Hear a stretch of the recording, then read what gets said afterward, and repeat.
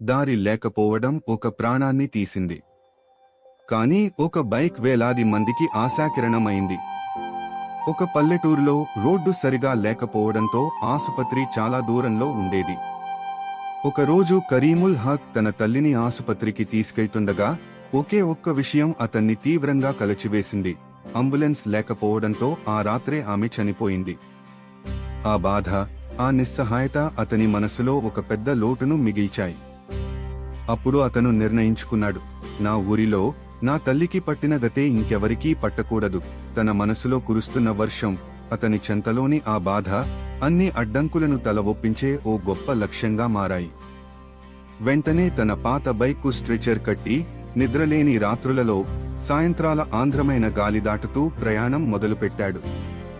ఇంకా అందరూ తప్పుగా అనుకున్నప్పుడు అతని ప్రయాణం నిరంతరమైన ఏకాంతానికి వలసినది. ఎన్నో అడ్డంకులు, కష్టాలు ఎదురైనా అతను తన ప్రయత్నాన్ని ఆపలేదు. మొదటి ప్రయాణంలోనే ఒక గర్భిణీ స్త్రీని తీసుకెళ్తుండగా మధ్యరాత్రి టైరు పంక్చర్ అవ్వడంతో ఆమె ప్రాణాలు కోల్పోయింది. అతని గుండె పగిలిపోయినా ఆ ఓటమే అతని పట్టుదలను మరింత బలపరిచింది. ఆ క్షణం, నాకోసం తిరిగి బైక్ పైనల్లో వెళ్లిపోవడం అనుకున్నా.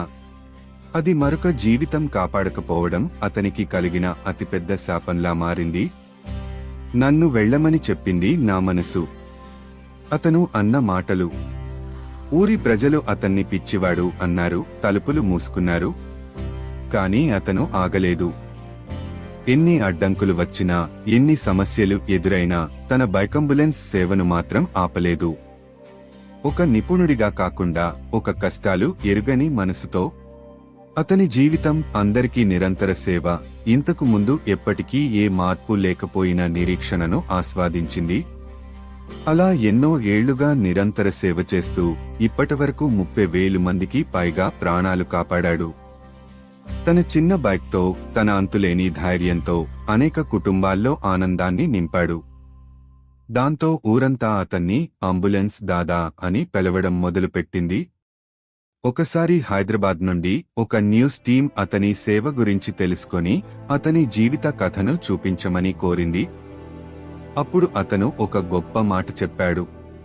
నేను సూపర్ హీరో కాదు, నేను ఒక సాధారణ కుమ్మరిని. నా పనిముట్లు చిన్నవే కావచ్చు, కానీ నా మనస్సు చాలా గొప్పది. ఈ మాటలు అతని శక్తిని, అతని అంకితభావాన్ని ప్రతి ఒక్కరికీ చూపించాయి. అతని శక్తి తన బైక్, తన చెరగని చిరునవ్వుతో ప్రజల ప్రాణాలు కాపాడిన ప్రయత్నంలోనే ఉంది. ఆ వార్త చూసిన రాష్ట్ర ప్రభుత్వం వెంటనే అతనికి పద్మశ్రీ అవార్డు ఇచ్చి అతని సేవను దేశమంతా తెలిసేలా చేసింది. కాని అతను మాత్రం అదే చిన్న పల్లెటూరులో, అదే పాత బైక్పై, అదే చిరునవ్వుతో ప్రజలకు సేవ చేస్తూనే ఉన్నాడు.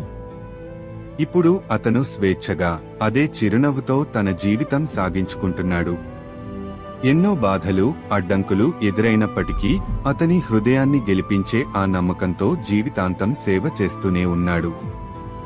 నేను సూపర్ హీరో కాదు, కానీ ఒక బైక్, నా ప్రేమ, నా నమ్మకం ప్రజల ప్రాణాలు కాపాడగలవు అంటూ పోరాటంలో ఎప్పటికీ నిలిచిపోతాడు. ఈ కథ మనకు ఒక విషయం చెబుతుంది. ఒక వ్యక్తి అనుకుంటే ఏదైనా సాధించగలడు.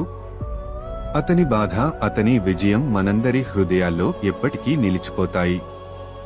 ఎంతో కష్టం, ఎన్నో కన్నీళ్లు, ఎన్నో త్యాగాలు వెనుక ఒక వ్యక్తి తన ఆశలతో ప్రపంచాన్ని మార్చగలడు.